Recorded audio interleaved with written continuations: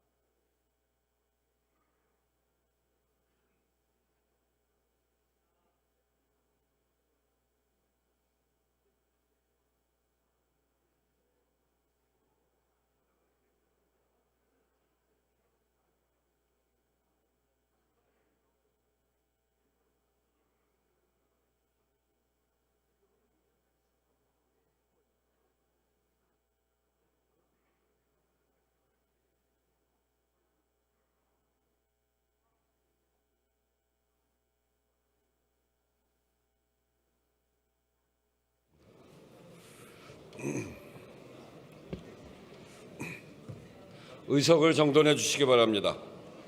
성원이 되었으므로 제3차 본회의를 개의하겠습니다. 보고사항은 회의록에 게재하도록 하겠습니다. 의사일정 제1항 국정에 관한 교섭단체 대표 연설을 계속하여 상정합니다. 오늘은 국민의힘의 대표 연설을 듣도록 하겠습니다. 권성동 국민의힘 원내대표 나오셔서 연설해 주시기 바랍니다.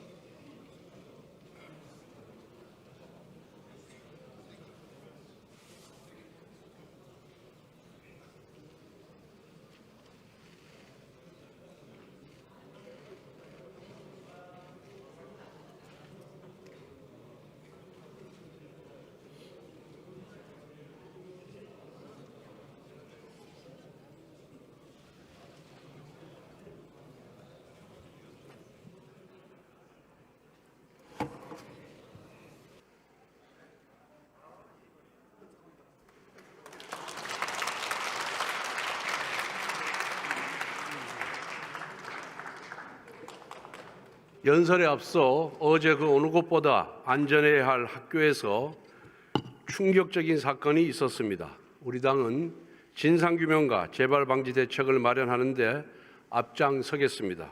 유가족께 깊은 애도를 표합니다. 존경하는 국민 여러분, 우원식 국회의장과 선배 동료 의원 여러분, 최상목 권한대행을 비롯한 국무위원 여러분, 국민의힘 원내대표 권성동입니다. 오늘 저는 무거운 마음으로 이 자리에 섰습니다. 지금 대한민국은 매우 힘든 시기를 지나고 있습니다. 12.3 비상계엄 선포, 대통령 탄핵소추와 구속기소까지 국가적으로 큰 위기를 겪고 있습니다. 국민 여러분의 불안과 걱정이 얼마나 크신지 잘 알고 있습니다. 집권 여당으로서 책임을 통감합니다. 진심으로 사과드립니다. 저는 지난 2022년 7월 21일 이 자리에 서서 교섭단체 대표 연설을 했습니다. 새로 출범한 정부와 여당의 국정과제를 상세하게 설명드렸습니다. 그리고 2년 6개월이 지나 이 자리에 다시 섰습니다. 대통령은 직무가 정지되고 국정과제 추진은 보류 상태입니다. 왜 이런 불행한 사태가 있었는지 또 앞으로 무엇을 해야 할지 고민해야 합니다. 존경하는 국민 여러분, 현 정부가 출범한 지 3년이 채 되지 않았습니다. 하지만 그동안 적지 않은 성과가 있었습니다. 무엇보다 거시경제가 안정을 되찾았습니다. 수출은 꾸준한 증가세를 유지하고 있습니다. 어려운 요건 속에서도 지난해 경제성장률 2%를 지켜냈습니다. 1인당 국내 총생산은 3만 6천 달러대에 진입했습니다. 일본과 대만보다도 높은 수준입니다. 정부 출범 당시 6%까지 올라갔던 물가 상승률은 현재 2%대의 안정세를 보이고 있습니다. 한편 문재인 정부 시기 국가 부채는 400조 원 이상 급증했습니다. 기어이 국가 부채 천조 원 시대를 열었습니다. 이와 같은 악조건 속에서도 정부는 민생을 지원하면서 건전재정을 추진했습니다. 그 결과 대외 신인도를 지켜냈습니다. 서민에게 큰 고통을 주었던 집값 폭등도 안정을 되찾았습니다. 적절한 주택 공급과 징벌적 과세 완화 정책 덕분입니다. 문재인 정부의 탈원전 정책을 폐기하고 원전 생태계를 복원하고 있습니다. 외교, 안보 분야에서도 괄목할 성과가 있었습니다. 문재인 정부에서 크게 흔들렸던 한미동맹은 역대 최고 수준으로 완전 복원되었습니다. 최악으로 치닫던 한일 관계도 정상화되었습니다. 한미일 삼각 협력을 강화하고 굴종적인 대북 정책에서 벗어났습니다. 강력한 힘에 의한 평화를 지켜나가고 있습니다. 이러한 성과는 민주당의 국정방해 책통을 뚫고 이룩했던 것으로 더욱 값지다고 생각합니다.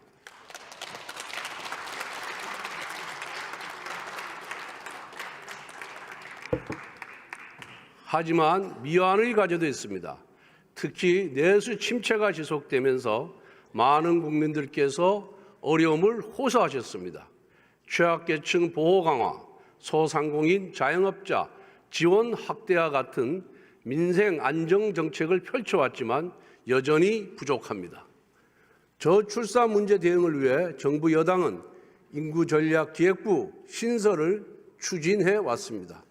작년 7월 국민의힘은 이 같은 내용을 담은 정부조직법 개정안을 국회에 제출했습니다. 민주당의 비협조 때문에 진척이 없습니다.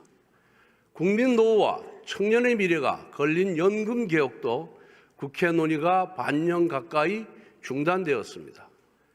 법치주의 원칙에 따라 노동개혁을 추진해 왔습니다. 그 결과 불법 파업이 줄어들어 근로손실 일수는 문재인 정부의 3분의 1 수준으로 감소하였습니다. 90%의 노조가 회계 공시에 참여하여 투명성을 높였습니다. 노조 간부의 채용 비리도 바로 잡았습니다. 하지만 노동시장의 유연성 확보와 이중구조 해결은 민주당과 강성노조의 반대로 아직 성과를 내지 못하고 있습니다. 교육개혁의 핵심 과제인 유보 통합은 밑그림을 제시했지만 아직 추진이 더딘 상황입니다. 의료개혁도 의정갈등이 지속되면서 여전히 표류하고 있습니다. 대통령 임기 3년차는 국정 성과를 끌어올려야 할 시기인데 작금의 현실이 너무 안타깝고 송구스럽습니다. 하지만 국민의힘은 마지막까지 여당의 책무를 다하겠습니다. 남겨진 국정과제를 흔들림 없이 추진하겠습니다.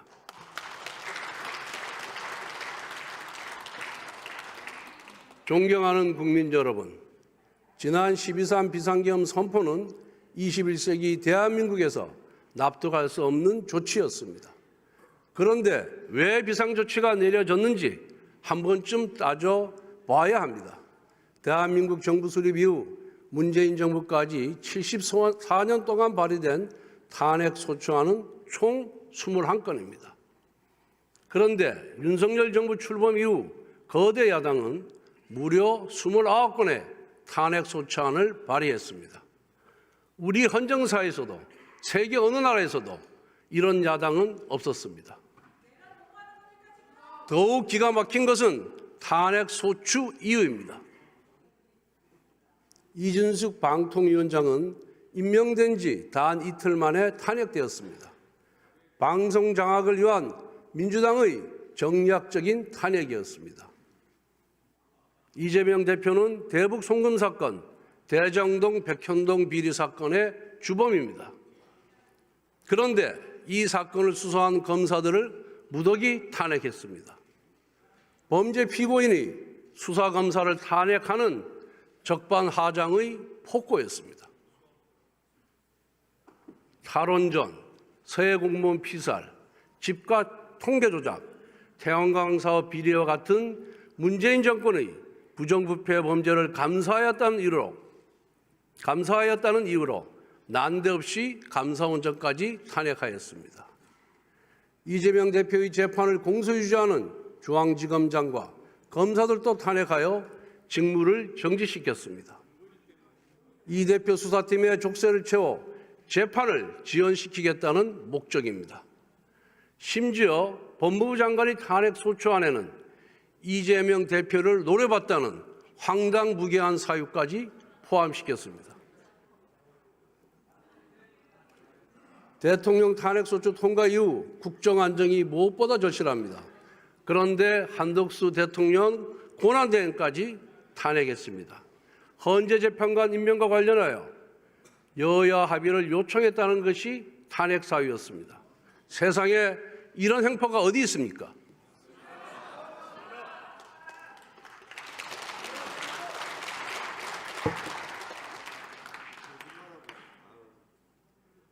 이것도 모자라서 민주당은 최상목 권한대행까지 탄핵하겠다고 시도 때도 없이 협박하고 있습니다. 여기에 더해 거대 야당은 현 정부 출범 이후 무려 23번의 특검법을 발의했습니다. 민주당이 발의한 특검법은 위헌적, 위법적 독소조항이 가득합니다. 그것도 여야 합의 없이 강행 처리하였습니다. 또한 야당은 예산 테러까지 했습니다.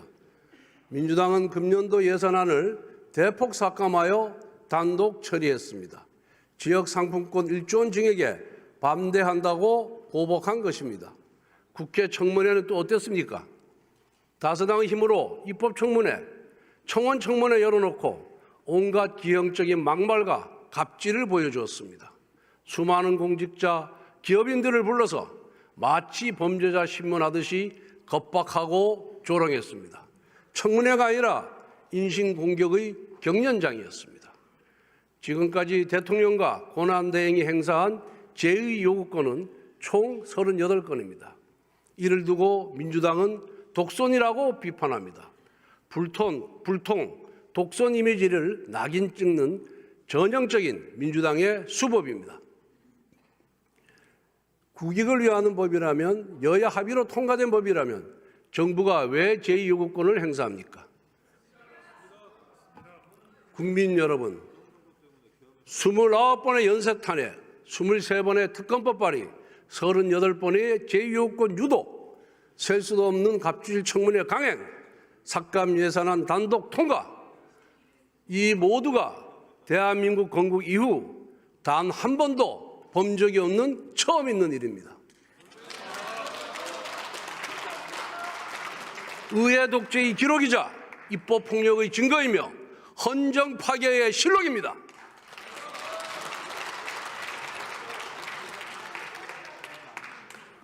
민주당은 의회주의도, 삼권 분립도, 법치주의도 모두 무너뜨렸습니다. 국정은 작동불능 심정지 상태에 빠졌습니다. 단언컨대 지금 우리가 겪고 있는 국정 혼란의 주범, 국가 위기의 유발자, 헌정 질서의 파괴자는 바로 민주당 이재명 세력입니다, 여러분.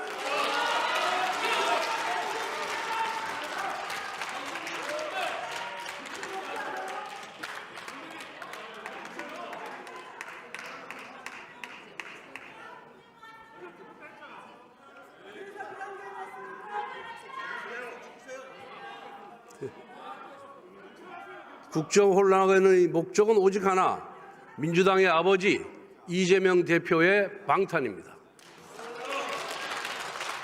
8개 사건, 12개 혐의, 5개 재판을 받고 있는 이재명 대표의 형이 확정되기 이전에 국정을 파국으로 몰아 조기 대선을 유도하고 이를 통해 대통령직을 차지하려는 정치적 모반입니다.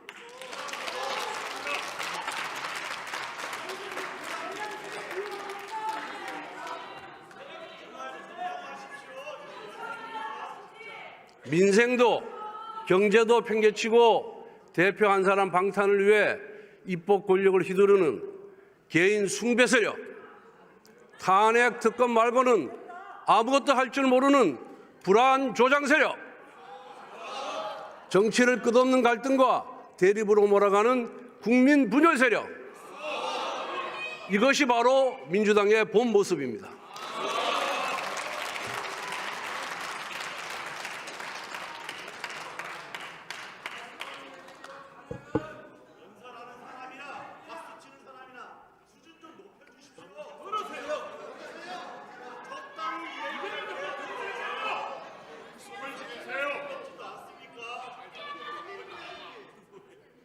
존경하는 국민 여러분, 대한민국에는 3개의 기둥이 있습니다.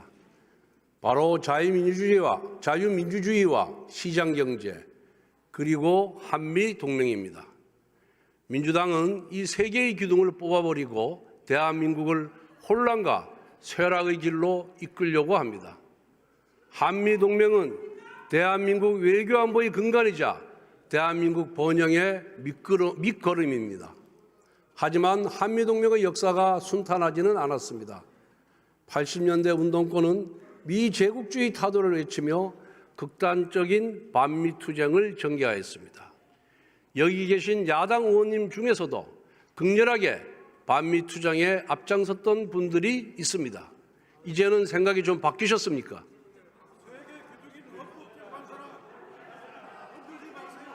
지금도 민노총을 비롯한 좌파단체는 주한미군 철수, 한미연합훈련 중단을 외치며 한미동맹을 위협하고 있습니다.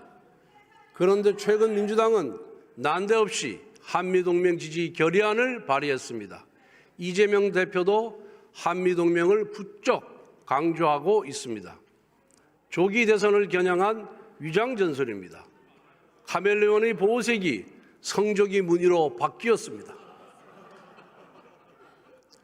지난 12월 7일 대통령 1차 탄핵소추안에는 자유민주주의 국가들과의 연대를 강화하는 가치외교가 탄핵 사유로 명시되었습니다. 여기 계신 야당 의원님들께 묻겠습니다. 정말 가치외교가 탄핵 사유입니까?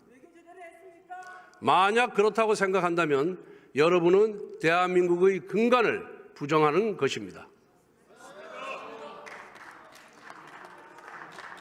과거 이재명 대표는 미군을 점령군이라고 했습니다. 주한미군 철수도 각오해야 한다라고 했습니다. 2017년 대선 당시에는 대통령이 되면은 사드 배치를 철회하겠다고 했습니다. 지난 대선 때는 공식 선거운동 첫날부터 사드같이 흉악한 거 말고 보일러를 놔드리겠다고 조롱했습니다. 만에 하나 지난 대선에서 이재명 대표가 집권하였다면 무슨 일이 벌어졌겠습니까? 한미 관계는 위기에 빠졌을 겁니다. 사드를 비롯한 안보 자산을 포기했을 겁니다. 주한미군 철수도 수수방관했을 겁니다. 자유민주주의 국가의 연대는 무너졌을 겁니다. 그 대신 북한에게 목을 매면서 종전선언이라는 종이 쪼가리 한 장을 구걸했을 겁니다. 국민 여러분, 대한민국은 경제력 세계 10위권, 군사력 5위의 강국입니다. 한미관계도 산업동맹, 경제동맹으로 더욱 확장해야 합니다. 대표적으로 원자력, 반도체, 조선업이 있습니다. 모두 안보와 직결된 전략 산업입니다.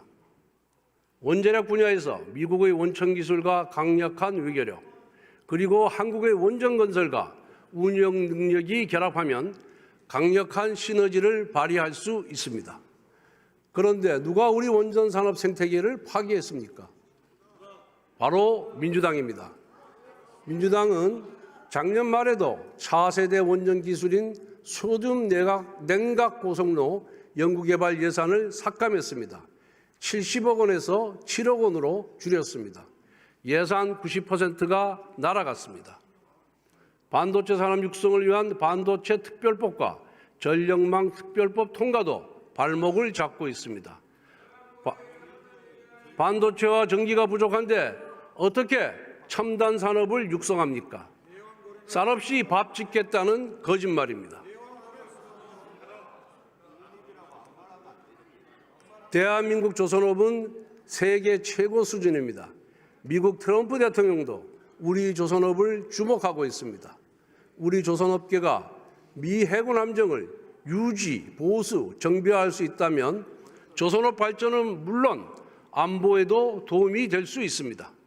그런데 첨단 미래형 조선업을 국가 전략 기술로 지원하는 조세특례 제한법 개정안이 민주당 때문에 국회 기재위원회 문턱도 넘지 못하고 있습니다. 동맹을 강화하는 전략 산업을 내팽개치면서 어떻게 한미동맹을 강화할 수 있습니까? 아울러 지금 동유럽, 중남미 국가에서 우리의 우수한 K방산 수입을 원하고 있습니다. 그런데 국방장관의 공석으로 고위급 협상에 큰 차질을 빚고 있습니다. 최대행은 국방장관을 즉시 임명해서 국가안보와 방산 수출에 만전을 기해 주시기 바랍니다.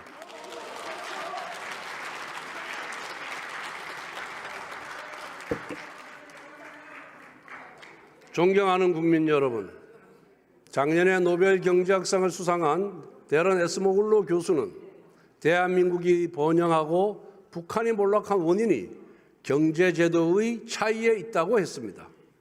대한민국은 국민의 사유재산권을 보장하고 노력에는 인센티브를 제공하며 혁신에는 보상을 주는 시장경제체제를 세웠습니다. 이와 같은 포용적 경제제도 덕분에 대한민국은 한강의 기적을 이루었습니다. 그런데 민주당이 발의했던 법안을 보면 반시장적이고 반기업적인 악법이 대다수입니다. 소위 노란봉투법은 불법 파업을 조장하여 산업 전반을 난장판으로 만들 것입니다. 국회 증언감정법은 국회가 마음대로 기업 구성원들의 개인정보와 기업의 영업기밀을 들여다볼 수 있습니다.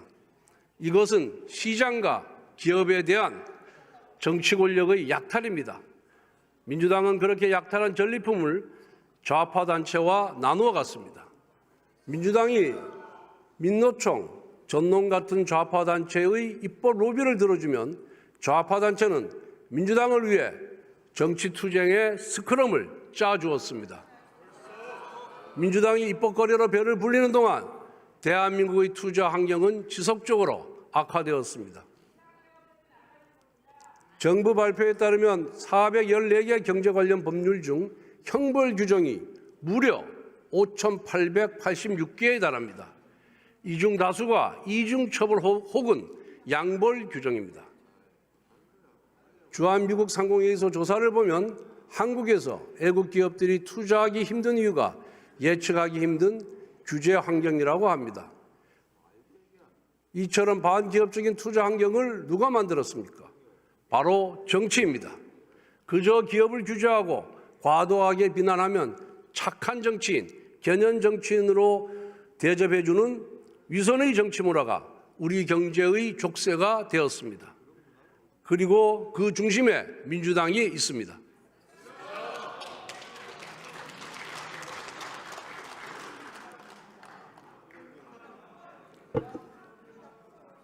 상속증여세와 법인세 감면은 세계적인 추세입니다. 그런데 민주당은 세제 개편을 부자 감세라는 선동으로 가로막았습니다. 지난 2017년 민주당 대선 후보 경선 당시 이재명 후보는 영업이익 500억 이상 대기업 440개에 대해 법인세를 30%까지 올리겠다고 공언한 바가 있습니다. 성남시장을 할 때는 재벌 체제 해체에 정치 생명을 걸겠다고 했습니다. 이와 같은 이재명 대표의 경제 극단주의는 기본소득에서 정점을 찍었습니다. 성남시장 때 2,800만 명에게 100만 원씩 기본소득을 나눠주겠다고 밝혔습니다. 경기지사 재직 당시에는 기본소득은 필생에 이루고 싶은 정책이라고 했습니다. 그런데 그 막대한 비용을 어디서 마련합니까? 지난 대선 당시 이재명 후보는 데이터세, 인공지능 로봇세, 국토보유세를 거두면 기본소득 재원을 마련할 수 있다고 했습니다. 그야말로 신기루 같은 이야기입니다. 지구상에서 기본소득을 도입한 나라는 단 하나도 없습니다. 그런데 최근 이재명 대표는 실용주의를 표방합니다. 기업 경쟁력이 국가 경쟁력이다. 기본소득 재검토할 수 있다. 지금은 성장이 시급하다며 자신의 과거를 전면 부정하고 있습니다. 하지만 정치적 유불리에 따라 바꾼 말들은 언제든 강성 지지층이 원하는 포퓰리즘으로 회귀할 것입니다. 이재명 대표와 민주당이 정책과 노선을 진정 수정할 의지가 있다면 노란봉투법, 국회 증언감정법부터 폐기하십시오. 대신 여야가 합의한 민생 법안들을 당장 통과시키십시오. 만약 그렇지 못한다면 이재명 대표가 외친 실용주의는 정치적 가면극에 불과합니다.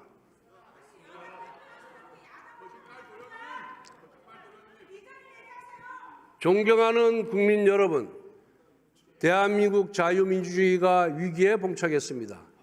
이미 민주당은 지난 2018년 헌법 제4조에 규정되어 있는 자유민주적 기본질서에서 자유를 삭제하려다가 실패했습니다. 이것은 자유민주주의에 대한 야당의 강한 반감을 상징적으로 보여줍니다. 최근 민주당은 인터넷 커뮤니티 카카오톡을 통해 소위 가짜 뉴스를 유포하면 일반인도 고발하겠다고 선언했습니다. 그리고 민주파출소 같은 회계환 홈페이지를 만들어 신고도 받고 있습니다. 당 대표가 검사를 사칭하더니 당은 경찰을 사칭하고 있습니다.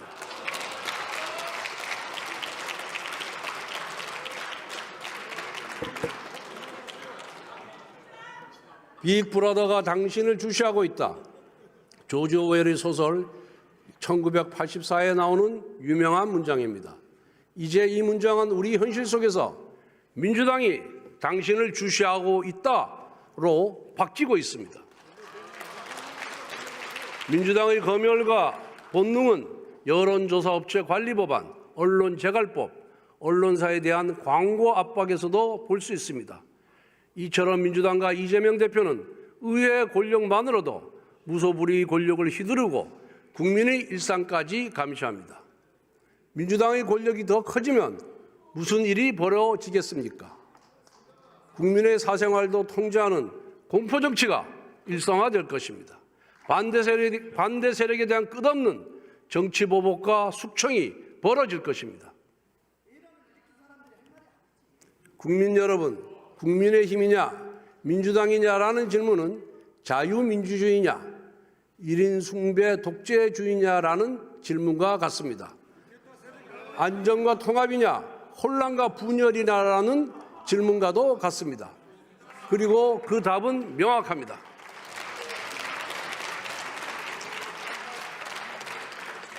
존경하는 여야 의원 여러분, 파도를 탓하지 말고 바람을 없애라는 옛 말씀이 있습니다. 문제의 근본 원인을 찾아 해결하라는 뜻입니다. 저는 우리가 겪고 있는 정치 위기의 근본적인 해결책은 개헌이라고 생각합니다. 87년 체제 등장 이후 5년 단임제 대통령 8명이 있었습니다. 그중 3분이 탄핵 소추를 당했고 4분이 구속되었습니다. 이것은 개인의 문제를 뛰어넘은 제도 자체의 치명적인 결함입니다. 이제는 악순환의 고리를 끊어버릴 때가 되었습니다. 문제 해결의 핵심은 권력의 분산을 통한 건강한 견제와 균형의 회복입니다. 대통령에게 과다한 권력이 집중되면 대권을 차지하기 위한 여야의 경쟁은 사생결단이 됩니다. 극단적인 정쟁이 대통령 임기 5년 내내 계속됩니다. 또한 지금처럼 야당이 의회 권력을 장악하면 대통령의 실패가 야당 집권의 길이 됩니다. 그렇기 때문에 사사건건 국정 운영을 방해하고 파국으로 몰고 갑니다. 이러한 권력 구조 하에서 정상적인 국정 운영은 불가능합니다. 그래서 대통령은 재앙으로 시작해서 식물로 끝납니다. 국회는 4년마다 최악이라는 평가를 반복합니다. 이제는 제왕적 대통령의 권력을 분산하고 제왕적 의회의 권력 남용도 제한할 수 있는 구조를 고민해야 합니다. 국회의원 선거법 개정도 전향적인 검토가 필요합니다. 민심을 왜곡하는 준연동형 비례대표제를 폐지해야 합니다. 선거구제 역시 개편이 필요합니다. 협치와 공존이 가능한 구조로 가야 합니다. 선거 일정을 합치는 것도 중요합니다. 지금처럼 대선, 총선, 지방선거를 모두 따로 실시하면 국력은 낭비되고 책임 정치를 구현하기 힘듭니다. 수많은 국가 원로와 언론계, 학계가 개헌을 주문하고 있습니다. 국민 여론 역시 개헌이 필요하다고 합니다. 이제 남은 것은 국회의 결단입니다.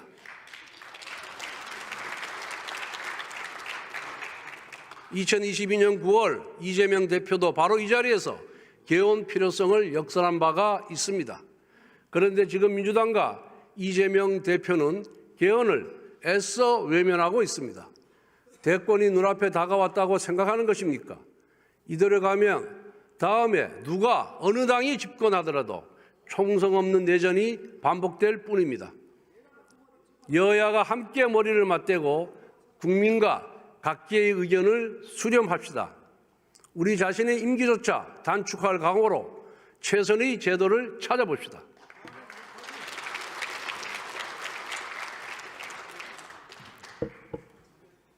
존경하는 국민 여러분, 정부는 의료개혁을 추진해 왔습니다. 정부가 의료계의 목소리를 세심하게 수렴하지 못했고 조급한 측면도 있었습니다.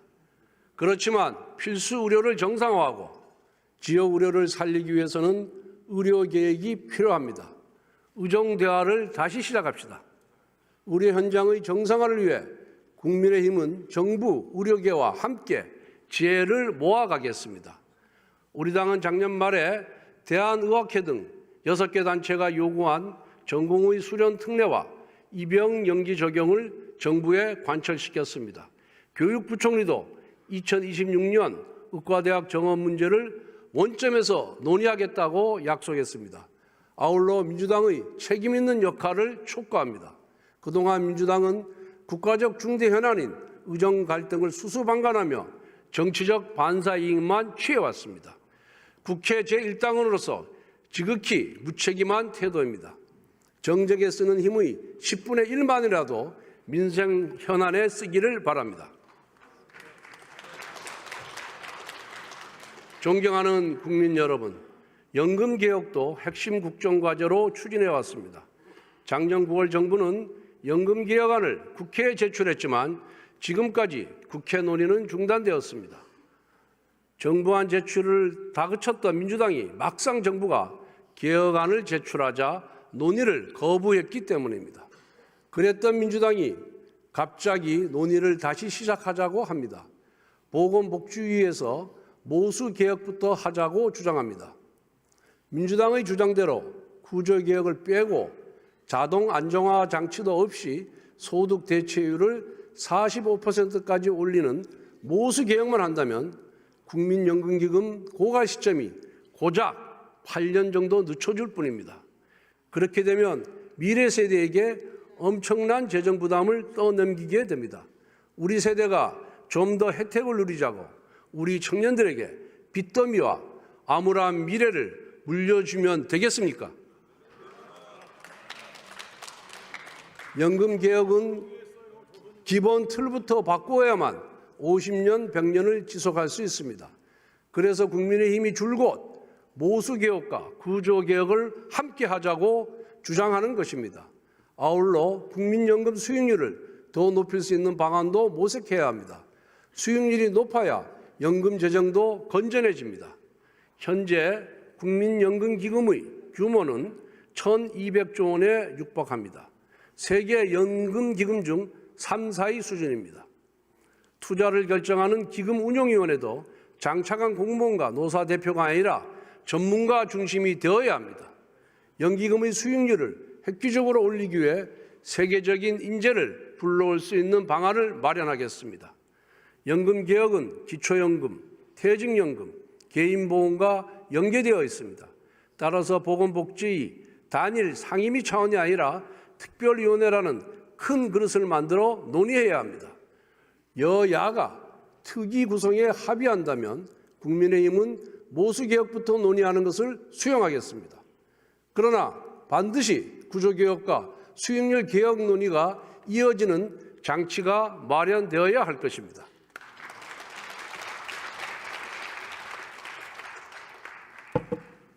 존경하는 국민 여러분, 민주당은 불과 한 달 전에 금년도 예산을 4조 원 넘게 삭감하여 일방적으로 처리했습니다. 그런데 이제 와서 추경을 하자고 합니다. 국가 예산을 이렇게 당리당략으로 분탕질하면 안 됩니다. 추경을 입에 담기 전에 국민들과 모든 공직자들께 사과부터 하십시오.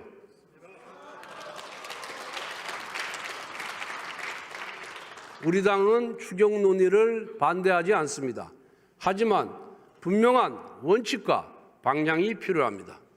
민주당이 일방적으로 삭감 처리한 올해 예산안을 원상 복원하고 보완해야 합니다.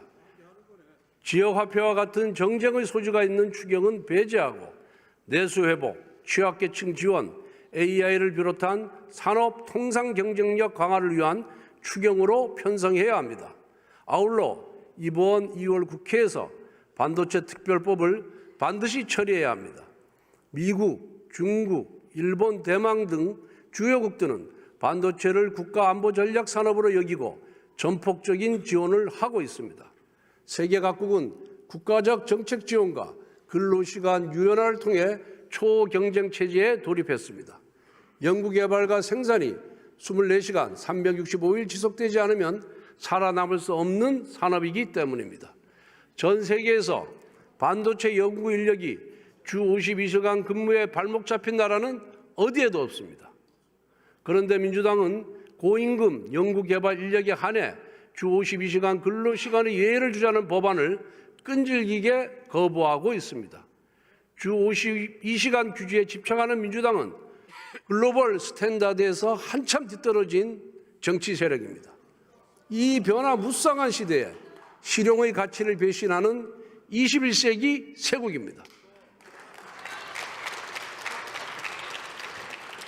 반도체에는 이념도 없고 정파도 없습니다. 경제전쟁의 시대에 이기는 방법만 고민해야 합니다. 존경하는 국민 여러분, AI, 반도체와 같은 첨단 산업 육성에 우리 미래가 좌우되는 시대입니다. 첨단 산업은 충분한 에너지의 뒷받침이 필수적입니다. 그런데 현장에 에너지 확보 비상이 걸렸습니다. 용인 반도체 클러스터를 봅시다. 삼성전자와 SK하이닉스가 약 480조 원을 투자할 예정이지만 전력 확보가 어렵다고 합니다. 동해안이나 남해안에서 생산된 전력을 끌어오려고 하지만 넘어야 할 난관이 너무 많습니다. 국민의힘은 첨단 기업에 충분한 에너지를 공급할 수 있도록 에너지, 교통, 통신 인프라를 통합적으로 고려한 국토종합 인프라 개발 로드맵을 구축하겠습니다. 기존의 수도권과 도로망 중심의 국토 개발 계획을 에너지 인프라 중심으로 패러다임을 전환하겠습니다. 막대한 전력이 소요되는 첨단 산업을 에너지원과 송배전 기반 시설을 갖춘 지방으로 이전하도록 유도하고 그에 따른 세제, 보조금, 교육, 의료, 문화 인프라 같은 다양한 인센티브를 파격적으로 제공하겠습니다. 이것이 바로 대한민국 재도약을 위한 새로운 국토개발 프로젝트입니다. 미래 산업 육성과 지방 활성화라는 두 마리 토끼를 잡겠습니다.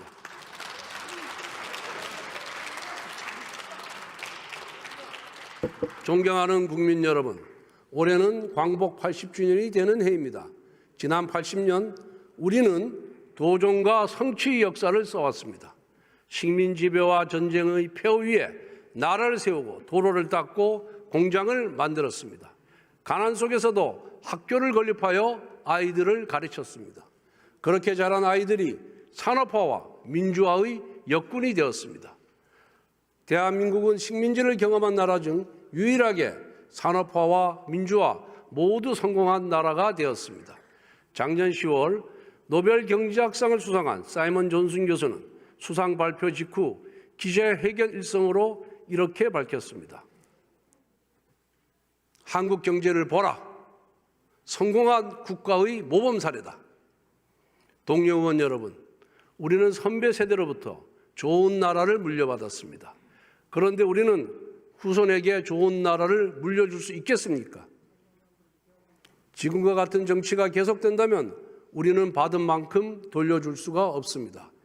여기 계신 여야 의원님들 대부분 자녀가 있을 것입니다. 우리가 정책과 노선은 달라도 자녀를 위하는 마음은 똑같습니다. 그런데 지금 우리는 어떻습니까? 정작 자녀와 미래 세대를 위한 개혁은 외면하고 있습니다. 성장 동력 회복과 경쟁력 강화, 노동개혁과 연금개혁까지 우리 시대에 주어진 과제를 해결하지 못하고 있습니다. 수명을 다한 87년 헌법제재의 개편도 말만 무성합니다. 그런데 한 걸음도 떼지 못하고 있습니다. 건국 이후 가장 많은 혜택을 받은 우리 세대가 꺼져버린 성장 엔진과 빚더미가 된 국가재정, 극단적인 정쟁과 분열만 반복하는 나라를 물려주지는 않을까 너무나 두렵습니다. 모범적인 압축 성장의 신화를 쏜 우리가 벌써 쇠락의 길로 들어선 것이 아닐까 정말 두렵습니다. 이제 그동안 미뤄왔던 중요한 과제부터 시작합시다. 민생경제의 활력을 불어넣을 역전 법안들, 대한민국의 제도약을 위한 4대 개혁, 저출산 극복을 위한 범국가적인 대책 수립, 극단적 대결 정치를 극복하는 개헌부터 제대로 논의합시다. 우공이산의 고사처럼 작은 성과라도 쉬지 말고 쌓아갑시다.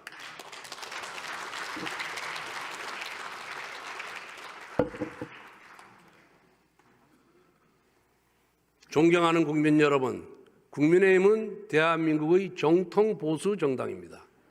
저는 대한민국의 건국과 산업화 그리고 민주화를 이끌어온 보수 정당이 자랑스럽습니다. 물론 우리 과오도 아픔도 있었습니다.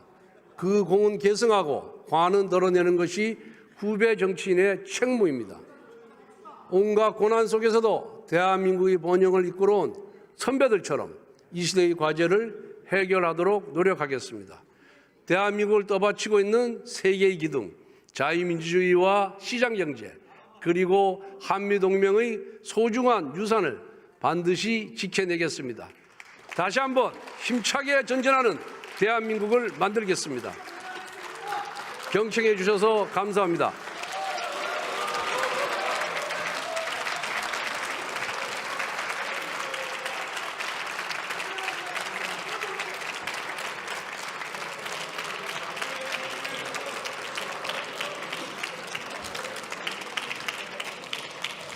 권성동 원내대표 수고하셨습니다. 오늘 회의는 이것으로 마치겠습니다. 사내를 선포합니다.